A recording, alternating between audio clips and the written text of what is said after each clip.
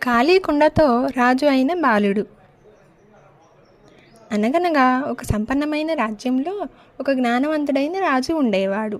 ఆ రాజుకు వయస్సు పెరుగుతోంది, కానీ అతనికి వారసుడు లేడు. రాజ్యం భవిష్యత్తు గురించి ఆలోచించిన రాజు ఒక నిర్ణయం తీసుకున్నాడు. ఒకరోజు రాజ్యంలో ఉన్న చిన్నపిల్లలందరినీ రాజభవనానికి పిలిపించాడు. ప్రతి ఒక్కరికి ఒక విత్తనం ఇచ్చి ఇలా అన్నాడు: ఈ విత్తనాన్ని నాటండి. 3 నెలల తరువాత మీరు పెంచిన మొక్కతో తిరిగి రండి. అందరిలో నిజాయితీ కలవాడే నా తర్వాతి రాజు అవుతాడు. ఆ పిల్లల్లో దేవ్ అనే ఒక పేద బాలుడు కూడా ఉన్నాడు. అతను ఆ విత్తనాన్ని జాగ్రత్తగా ఒక కుండలో నాటి ప్రతిరోజు నీరు పోసేవాడు.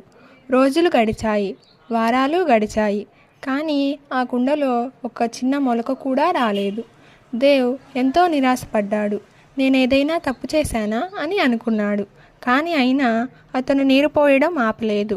3 నెలలు పూర్తయ్యాయి. పిల్లలందరూ పెద్ద పెద్ద ఆకులతో, అందమైన మొక్కలతో రాజభవనానికి వచ్చారు. దేవ్ మాత్రం ఖాళీ కుండతోనే అక్కడ నిలబడ్డాడు. అతడు చాలా సిగ్గుపడ్డాడు, కానీ నిజం దాచాలనుకోలేదు. రాజు ఒక్కొక్కరి మొక్కలను పరిశీలించాడు.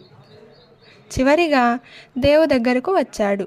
రాజు చిరునవ్వుతో ఇలా అన్నాడు: నేను మీ అందరికీ ఇచ్చిన విత్తనాలు ఉడికించినవి. అవి ఎప్పటికీ మొలకెత్తవు. అక్కడున్న అందరూ ఆశ్చర్యపోయారు.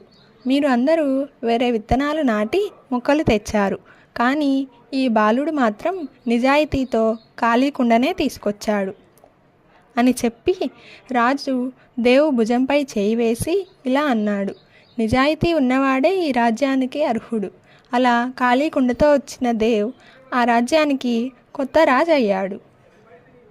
నీతి: విజయం కంటే నిజాయితీ గొప్పది, మరియు నిజం ఎప్పటికీ గెలుస్తుంది.